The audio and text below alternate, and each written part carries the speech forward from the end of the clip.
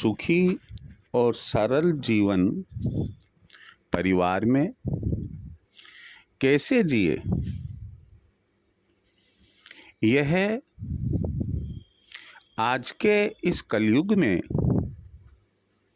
जहाँ भौतिकवाद ने अपना वर्चस्व जमा रखा है और हर परिवार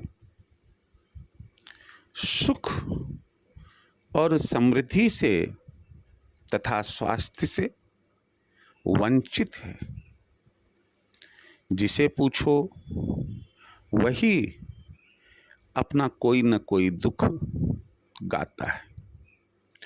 तो क्या ईश्वर ने हमें इसीलिए यह मानव योनि दी है कि हम स्वयं तो दुखी रहे ही रहे, स्वयं तो किसी न किसी उलझन में जो हमारे स्वयं द्वारा बनाई हुई होती है उलझे रहे, और साथ ही साथ अपने सराउंडिंग एरिया में, अपने चारों तरफ, अपने परिवार में एक नकारात्मक ऊर्जा फैलाते रहे। ऐसा होने से स्वाभाविक है कि परिवार में किसी भी हाल में खुशियाँ नहीं आएगी। सवाल ये है फिर हम क्या करें, किस तरह से अपने जीवन को सुखी बनाएं, सरल बनाएं, भार रहित बनाएं, ताकि हमारा दिमाग, हमारा दिल एक स्वस्थ परिस्थिति में रहे और ना केवल हम अपने आप को खुश रख सके बल्कि अपने परिवार को भी खुशियाँ दें। मैं इसे समझाने के लिए महात्मा गौतम बुद्ध का एक प्रसंग बताना चाहूँगा यहाँ। एक बार महात्मा बुद्ध अपने प्रिय शिष्य आनंद के साथ भ्रमण कर रहे थे। भ्रमण करते हुए वे एक वृक्ष के नीचे बैठ गए और आनंद से कहा, देखो नजदीक में जो तालाब है, थोड़ा पीने का जल ले आओ, वहां से प्यास लगी है। आनंद उनकी बात मानते हुए, उनकी आज्ञा शिरोधार्य करते हुए तालाब के वहां गया। लेकिन उसने क्या देखा कि तालाब का पानी गंदा है। उसमें से गाय, भैंसे व अन्य पशु बाहर निकल रहे हैं।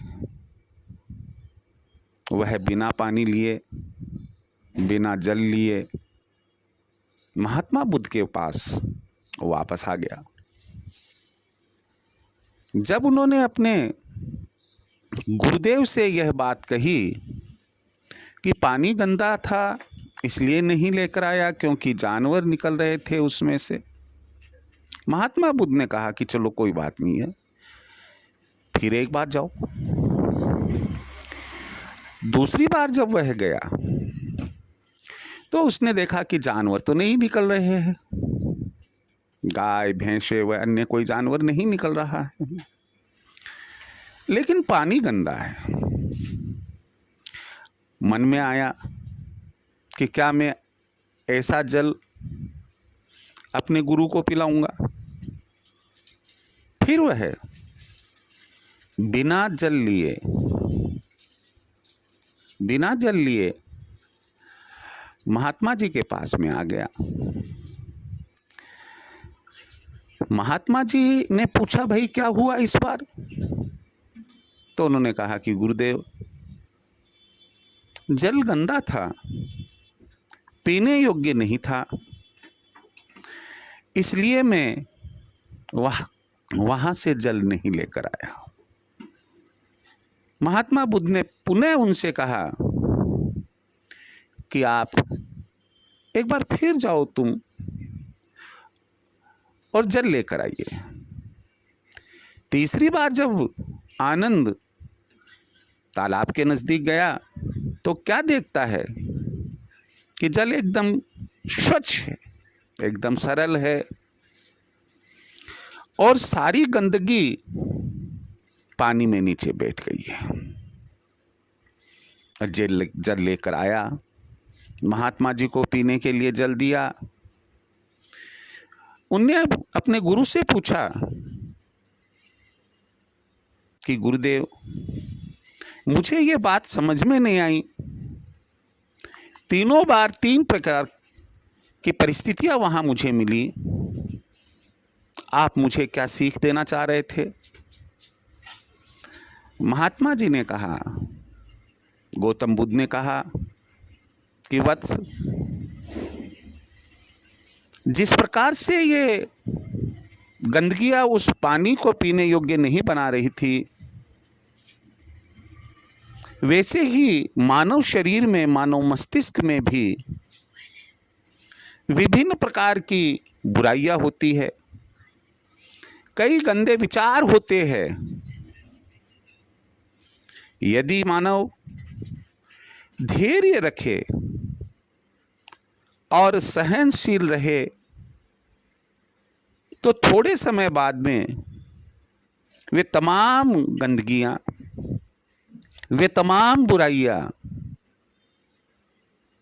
बैठ जाएगी और वह मानव, वह मनुष्य उसी प्रकार से स्वच्छ और सरल दिमाग और शरीर वाला हो जाएगा जैसे तुमने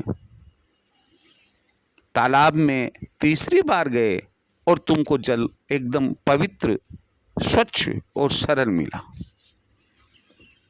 इससे महात्मा बुद्ध आम आदमी को यह आनंद के माध्यम से सीख या सबक देना चाहते थे कि यदि हम अपना जीवन सुख में चाहते हैं, स्वस्थ चाहते हैं, सरल जीवन चाहते हैं, तो हमें सबसे पहले अपने में एक सहनशीलता का गुण और दूसरा धैर्य का गुण अपनाना पड़ेगा।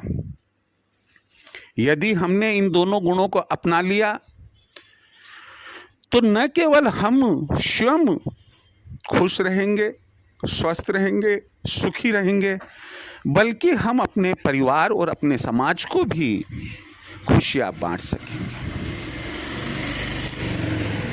इसलिए इस भागादौड़ी के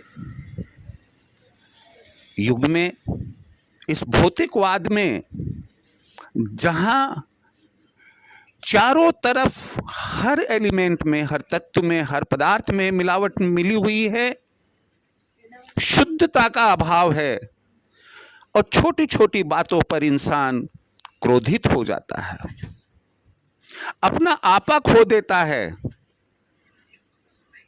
उसे महात्मा बुद्ध की इस सीख, सबक को याद रखना चाहिए। जब जब बुराइयां उस पर हावी हो, जब जब नकारात्मकता, नेगेटिविटी उस पर हावी हो, वह धैर्य रखे, सहनशील हो और उन बुराइयों को, उन नेगेटिव एनर्जी को नीचे दबने दे। अपने आप वह जीवन, उसका जीवन सरल और स्वच्छ हो जाएगा और परिवार में खुशियां ही खुशियां रहेगी, सभी सदस्य सुखी रहेंगे और आनंद की वर्षा होगी।